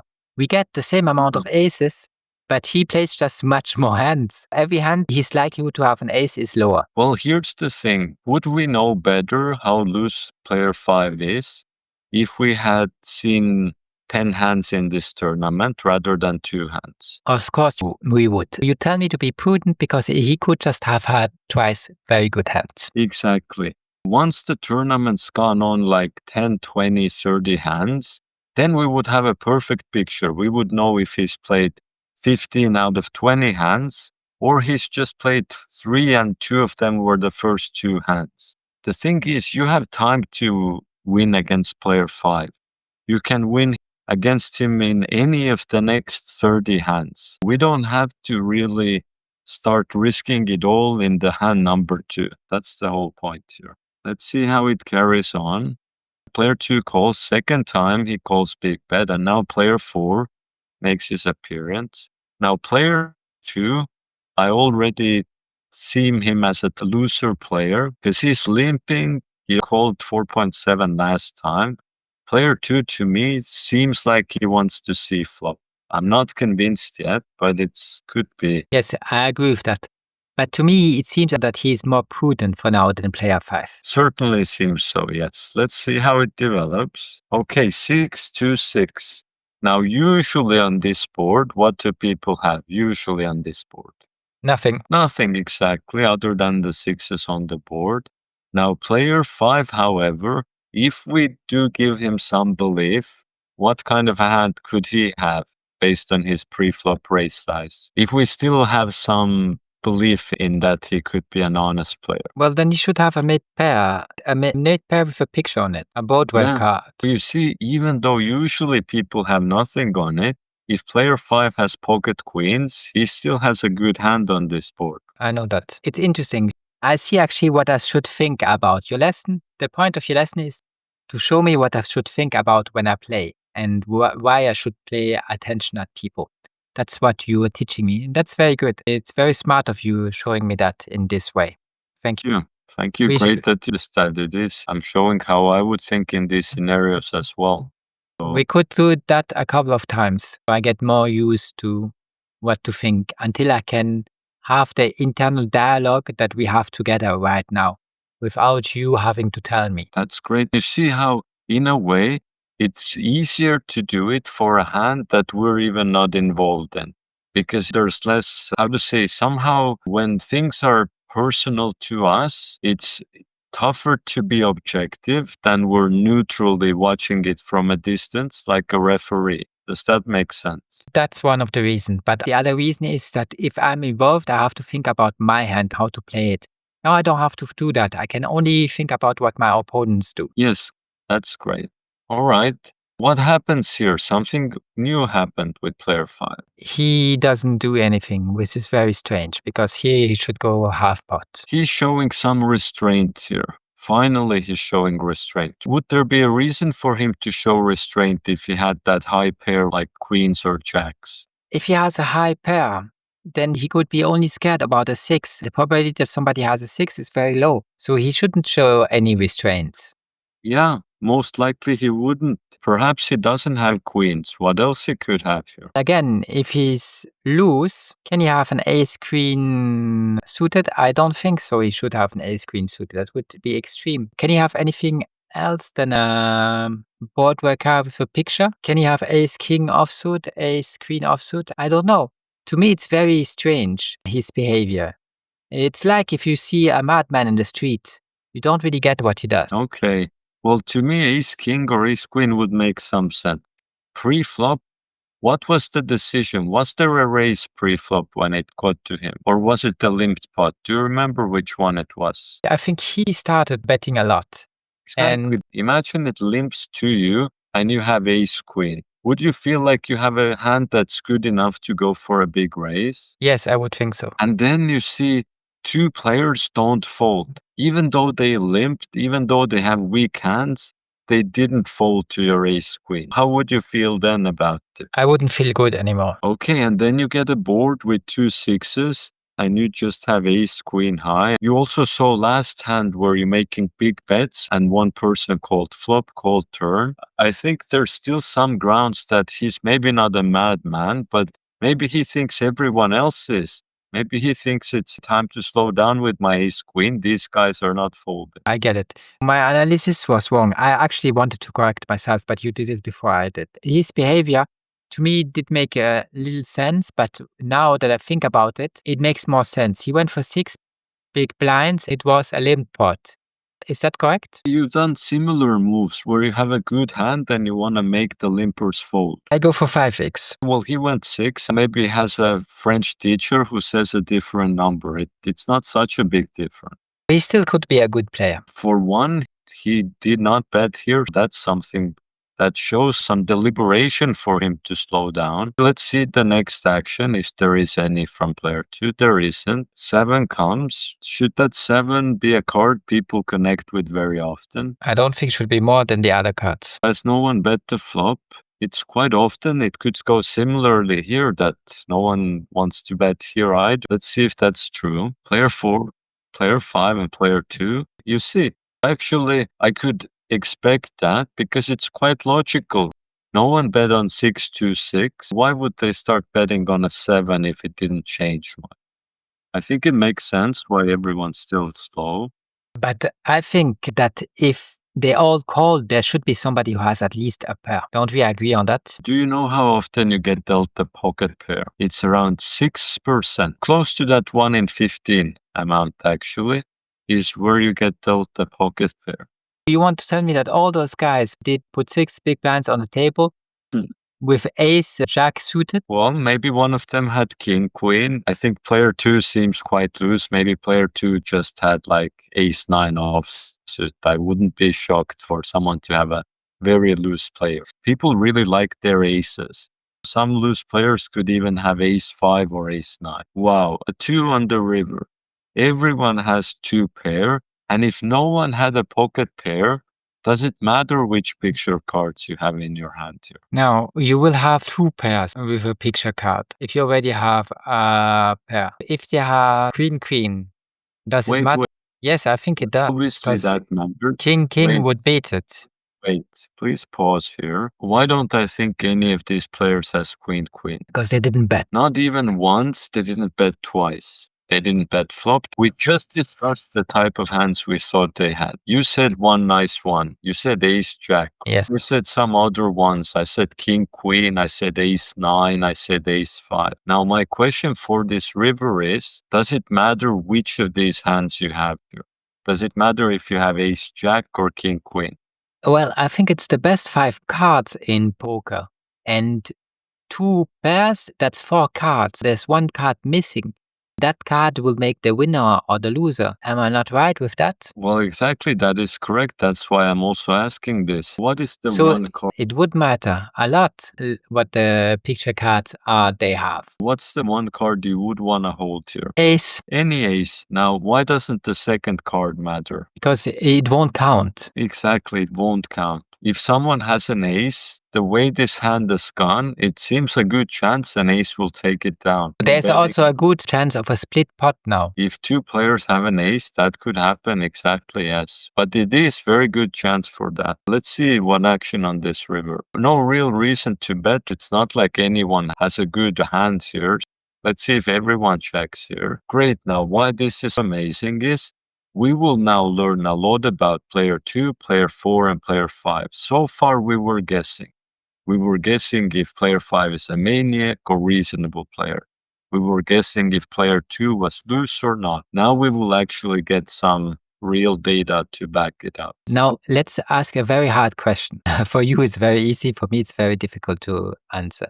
Maybe I don't answer and you only answer. Tell me what the average hand of every one of those players is, and we'll see how close we are. I would like to answer that question, but I think it takes a long time if I do it, and I'm not sure I can say anything meaningful. But what the average hand is of every one of those players? Who has the strongest hand and who has the weakest hand? According to me, the strongest hand should still be player 5. Player 2, you said there's a good reason he is very loose. He might have his 9-8 suited. Player 4, I could give him just an average hand like king 10 suited. Do you think that's not too bad? Or would you look a little different at it? That was my guess. I think your guess is very logical. Here's the problem, however. On this river, where we're only looking at 1 card to play, it's just very easy to have an ace. So even a bad hand can be as good as ace king here. If player 5 has ace king, that's good. But player 2 would just need ace 4 and his hand would be as strong as ace king, right? So the average hand here in this spot, I'm thinking of average hand as in 1 card mostly. And yeah, it should be that for player 5, it's either an ace or a king. How could you have a lower card than ace or a king? For player 2, the thing is, it's still going to be an in for the other players. That's what I worry here. I think it's often their average is lower, but they still have a lot of ace. That's what I'm trying to say. Because there's a lot of ace that people play. I would expect here someone to have a king-queen hand, at least 1 to have an ace, if not 2, something like that. It would make sense for player 5 to have the best hand. I'm just not convinced that one of the other players can't have a weak ace, which is still an ace on this river. That's sort of my guess on this. But that's the great thing here. You give player 5 an ace, you give one of those two an ace. Who you like to give more, player 4 or player 2 the ace? I guess player 4 more. Okay. There's a reason for it. Why did I choose? Because you didn't like what player 2 did before. I don't remember what that was, but he did something that was quite loose. I think he limped a lot until now. Well, this is only the second hand, but it is based on what happened this hand. Player 2 has played both of these pots. He played last pot, he also called 4.7. But he folded on the flop. But last hand, player 4 was not even involved in this. And this hand also, what you said, player 2 limping is often a loose sign of someone. If I had to give one hand, I guess for player 2, I would say king 9. Player 4, I would say maybe something like ace 5. It's tough to say for player 5 if he is crazy or not, but I think player 5 could have something like ace jack or some ace queen type of hand. Now let's see who is closer. The game we play is just so we have some fun, because it's quite meaningless since we have looked very little at them and it could be all over the place. I could be close, you could be close. For them to have. Didn't I tell you what my hands were? Did you forget? I'm not sure you did. I did, but this time you forgot. Normally you never forget anything. For the first time I catch you forgetting something. And I think I said something like ace queen suited for player 5. For player 2, I went much lower. I'll give ace queen offsuit then. I'll give ace queen offsuit. You changed. Why do you change? You just gave to your hand. Okay, ace jack, all right. Because if you keep changing, well, then it's easy that you said something that is very close. And you say, you see, I win. You cannot give 5 answers for the same player. Now, player 2, I went very low. I remember I went 9-8 suited. And player 4, I went for, if I remember correctly, king 10 suited. Then I went ace 5 or ace 4. All right, let's see then. Thank you for playing that game. It's interesting and funny. Yeah, let's see. Player 4, ace queen. I guessed ace 5. You guessed king queen. We were both sort of close. King jack. Now we know more about player 5. What would we make of that? He's king jack. It was a limped pot. I would say it's reasonable to make a raise with king jack. If no one has raised, then it's a limp pot. But it still seems quite loose and aggressive. I think so too. I think he has less than we both expected, don't he? Well, yes, it's a bit weaker than we would imagine, yeah. But in good news is, post-flop he showed some reservedness, right? He showed some considerations. Okay, player 2, will we see player 2's hand or no? He mucked maybe. I think he must have mucked. Unfortunately, we can't see. He could have hidden his cards, seeing that he can't win. But we still will learn something. What did we learn by the fact that player 2 didn't show? I don't know. What can that tell? That he's a good player, doesn't want to give more information to other players? Some specific about his card strength was revealed through it. How can we know something specific of his card strength if we don't see them? Well, we can know it by comparison to player 4's cards. That he has less than an ace. Yes, we know that. Well, exactly. That's meaningful. That means it could be at best what? What could his best thing be there? A king. Well, the best of that would be king queen, but yes, a king. At worst, it could be 3-4 offsuit. It could be absolute garbage. It didn't tell us too much, but it told us that he didn't have an ace, that he had a king or a queen or something. Funny game. Thank you, Norman. Do we look at one more hand? Let's try to, yes. Great. So, thank you. What did we learn about player 4 this hand? We talked about player 5. Player 2, we're still unsure. But player 4, there was something that I would use one word for what player 4 did. I'll help you with this. What player 4 did, I would say, was passive. If you look back to pre-flop, you can replay it to that moment. Keep in mind he had ace queen.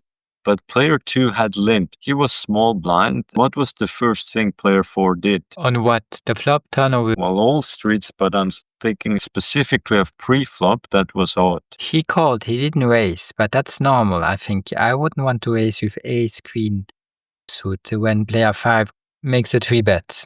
Because the order of things was different. Who went first pre-flop, player 5 or player 4? Let me think about it. Normally, player 2, it is clockwise.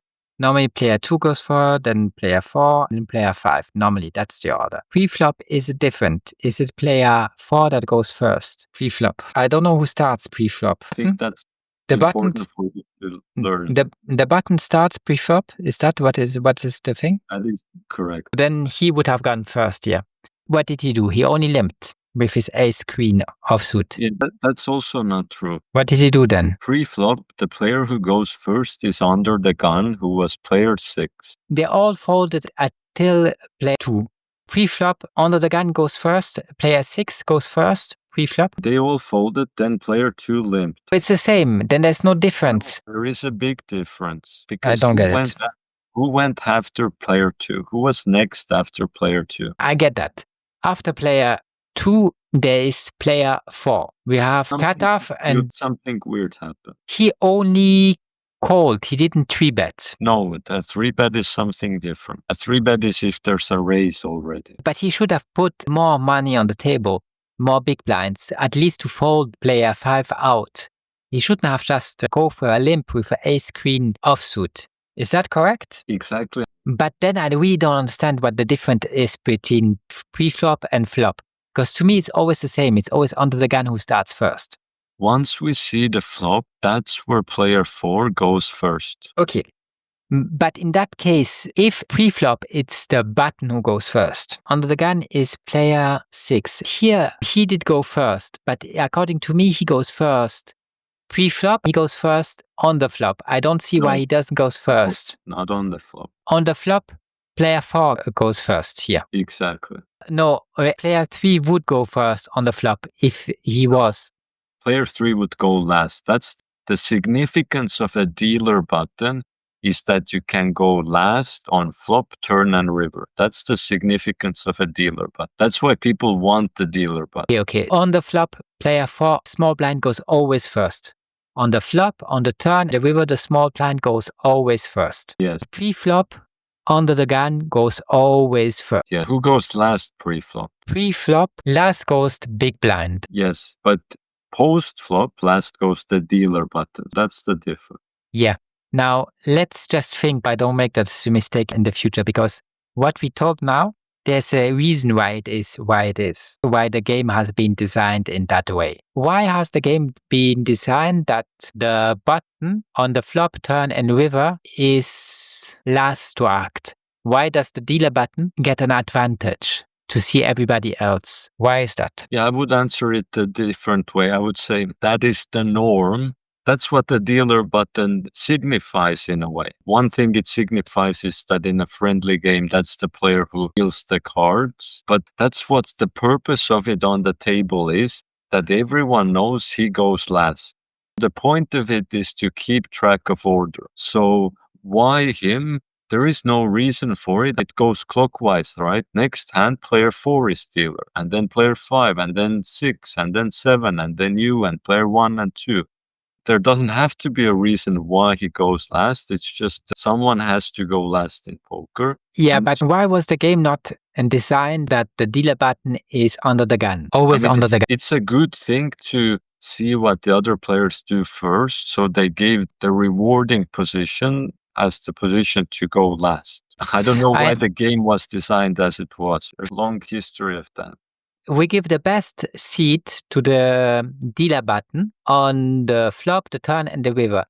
And we give the best seat to big blind pre-flop. Is that correct? Exactly. But why do we make an exception pre-flop? There's a reason for that.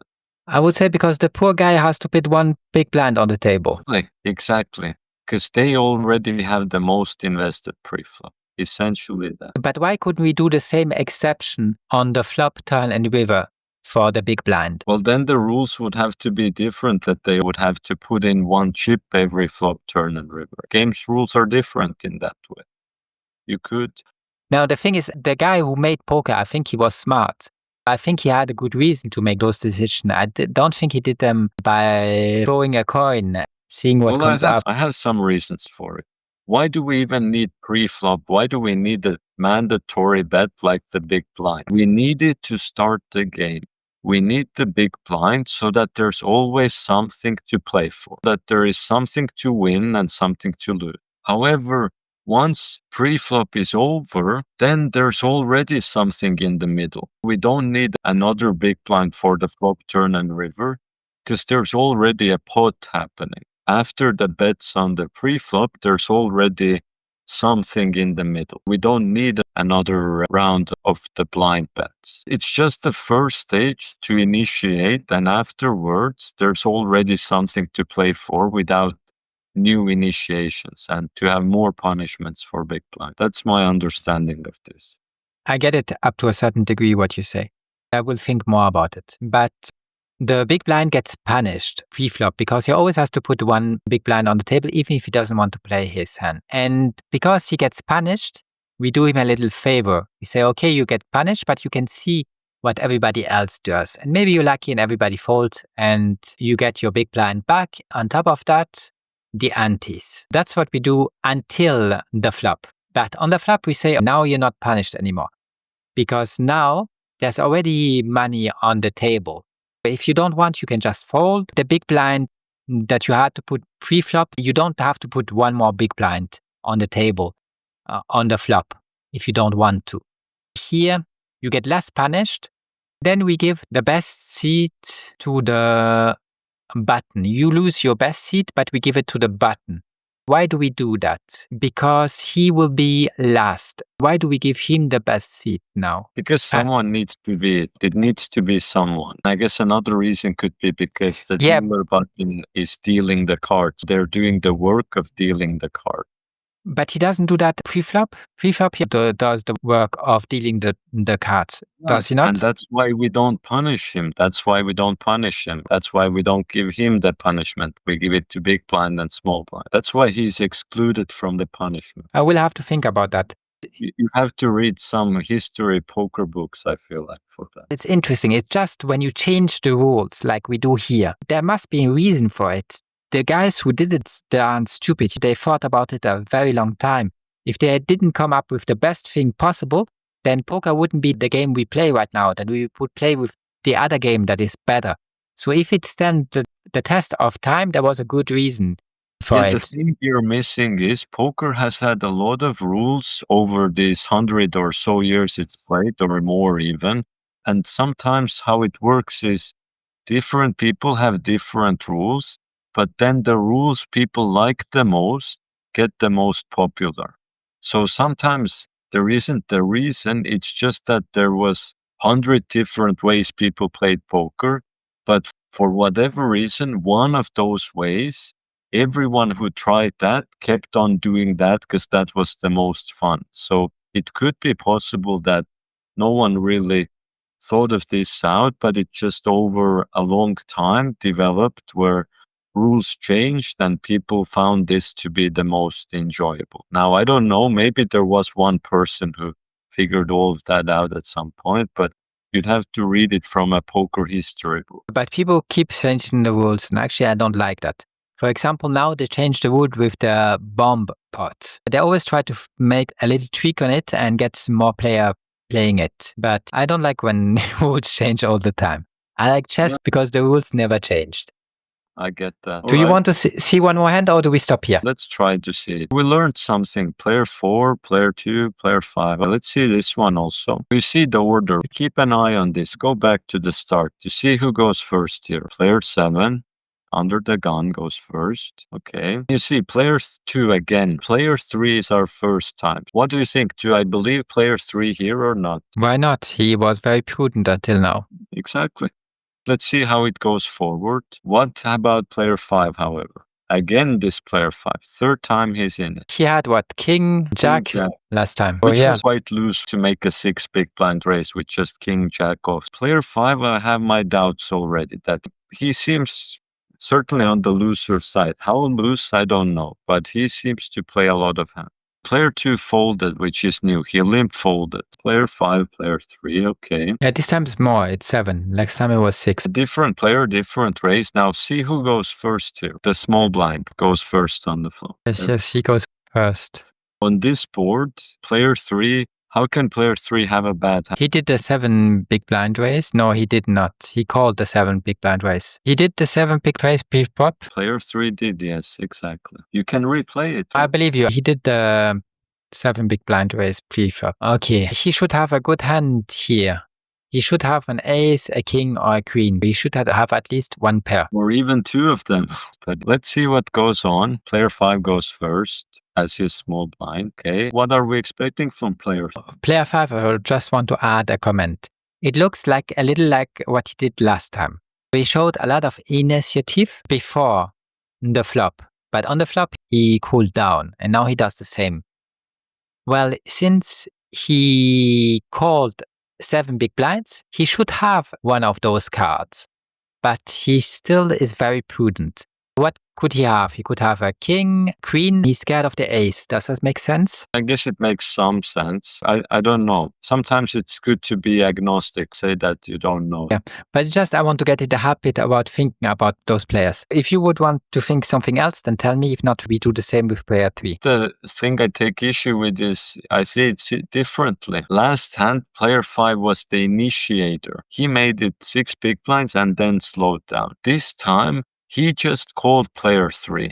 I think it's more normal for him to now check. I would do that as well, because player 5 should want to see what player 3 does. If player 5 is a thinking player, he should want to see what player 3 does. If he has an ace, he would like to see a continuation bet. Exactly. Let's see now what player 3 does. I'm expecting a bet.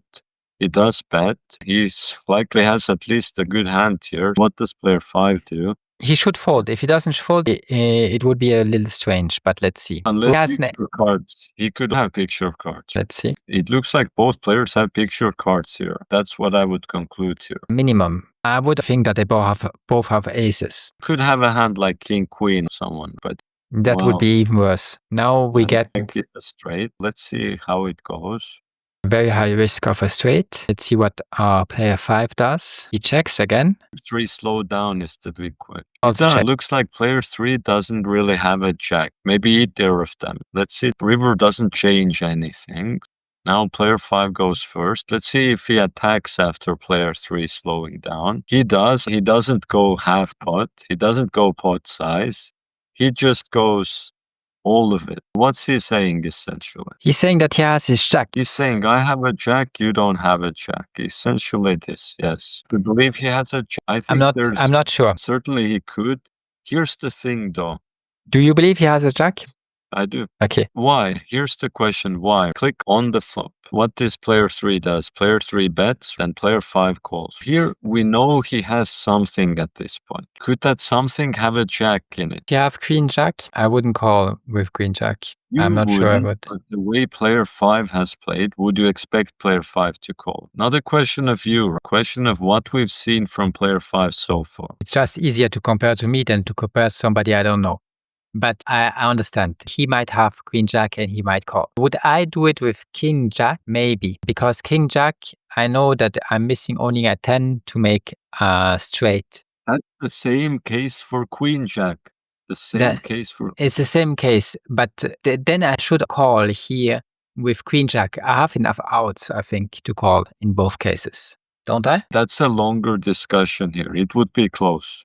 Okay, thank you. There's also ace jack. There's ace jack. Did we answer all the questions about this hand? Or do you want to talk about one more thing? The question was him bluffing the river.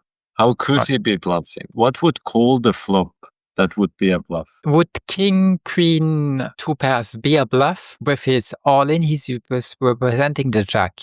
Would that be a bluff? Here's the question. What would king, queen do on the flop? Would it call or raise? I think he should raise. Does he have king, queen the way he's played? Probably not. Now, the question you had was, would king, queen be a bluff on the river? I guess you could say it would be a bluff, but the big thing is it would be a weird bluff. It would be very strange for someone to bluff with 2 pair, because he wouldn't need to. His king, queen could win if the pot goes check, check. He shows king, queen, wins with his 2 pair. For him to go so drastically, all in, all the chips, why do it with king, queen? Why risk it? And sometimes the opponent just has a jack and then you lose it all. It would be a bit silly. King jack, ace jack, queen jack could all be there. We won't know, but think about how many things we learned really in those 3 hands. Shows how a good poker player, when they're played like 30 hands in a tournament, and if they're really switched on, could have such a good understanding of everything that the people are doing or what kind of players they are. I don't have to be involved for it to be interesting. Can I close the window, Norman, or do you want to say something else? Or I don't think you want to see one more card. That's why I'm asking if you want to close. No, that's all for today. Okay, Norman. Do you realize how much progress I have made? Because at the beginning, I could not talk about what we talk about now. And now I can find it interesting and I can have a conversation with you and I can come up with stuff that makes sense. So I think I did a lot of progress in poker. I'm not the best teacher in this way who give encouraging things, maybe. You don't have to give encouraging things. I just think it's quite nice that I can have such a discussion. Because if you look at most people, they can't. There are people who maybe played 30 years of poker and they can't talk about what we talked about doing this lesson. I'm happy to hear that. That's really the whole point of it. Is you're taking these lessons because you want to get better at something. So I'm very happy to hear that. And I agree. I do agree that you have gotten much better with many things, noticing straights, understanding how podots work, all these things. I'm sure some weeks you've been very tired. I know some weeks you've been tired. Some weeks it's been difficult, all these things. But what really you stand out for is you have committed to this. How can you not get better if every week you put in the effort to do so? Thank you, Norman. I think poker is a very interesting game. I think it teaches you much more about life than, for example, chess would. I might be wrong because I'm not a good chess player, but I think it teaches you much more about life. I don't see how chess could come any close to the lessons poker provides. If you compare, I could go take my money and go play on a golf course. Probably would cost something similar. But what would I get out of it? I would get a ball that falls in a hole. How much can that teach me about life? I think poker is much more interesting than that, don't you think, Norman? Of course, I think so. I'm a poker player and a poker teacher, of course. But it's one thing that you think it, but people don't realize that. They have nothing to compare to. They do whatever their parents did or whatever the school tells them to do. They just have nothing to compare to because they have no experience of different domains. If you can find me a more interesting game than poker that teaches you more about life, I'm very curious, but I don't think you can. That's only something I can say now after studying it with you for 1 or 2 years now. I think we made already 1 year, or did we not? I have no notion of time. Time flies by so fast that it's very hard to say for me if it's 1 or 2 years. What do you think? Are we closer to 2 years or to 1 year? I would have to look it up, but if I had to guess, I would guess closer to 2 years. Me too. It doesn't have to have the exact number. But I only can say what I say now after studying for so long the game. Having some experience, went into university, knowing something about chemistry, law, psychology that they teach, what I don't think is psychology. Only now can I have that opinion and tell you what I think. Also, when I compare philosophy like Stoicism, now I start to comparing it much more to Taoism, Zen, or Buddhism, much more, because those are the Oriental thoughts. But until now, I'm convinced that Stoicism is much richer. There are interesting stuff in those 3 philosophies I talked about. I don't like when you consider them as religion, because then I think it gets into madness. Then it gets demented when you go into religion. But as long as you look at them as a philosophy, they have to teach a lot. But I don't think it's as rich, as meaningful. The other stuff is more how to live in accordance with life and how to not obsess yourself and keep calm. Now, we teach the same. It's just that we have a very brave look on how to... Thank you for coming back, Norman. I hear you, yes. I was saying it's just our way of achieving peace is more courageous. We try just to get there faster with more courage. The Asian train of thought is to adapt. Their ideal is to adapt, don't resist. They give you the picture of a bamboo. They say, be like a bamboo. When the wind hits you, the storm hits, just move out of the way and let the storm pass. And once the storm is past, even if you're totally flat, you just stand up again. There's a lot of strength in that. I realize that. You can do it correctly. But there's stuff you just have to reject. That takes a lot of courage. You cannot just say, I let it pass. You can let it pass over you, but you don't have to become it. It's like when people say, be of the world, but not part of the world. If you want to have a life that you can be proud of, that can be fulfilling for you, I think you have to decide on what to accept and what to reject. If you think in detail about what society offers to you, unfortunately, most of the stuff you will have to reject because it won't give you any fulfillment. It won't do you any good. Can we finish on those final words of wisdom from me? Or do you want to add something to that? I think it's good. Thanks for sharing them. Thank you for the lesson. I really enjoyed it. It was great. I'm already looking forward to our next lesson. Until then, I hope I can play more because I hope I'm through with installing all the apps and making my phone run correctly. And then I can concentrate much more on poker, writing, and trading, which I'm really looking forward to. Thank you a lot, Norman. Have a great week. Until then, take care of yourself. Bye-bye.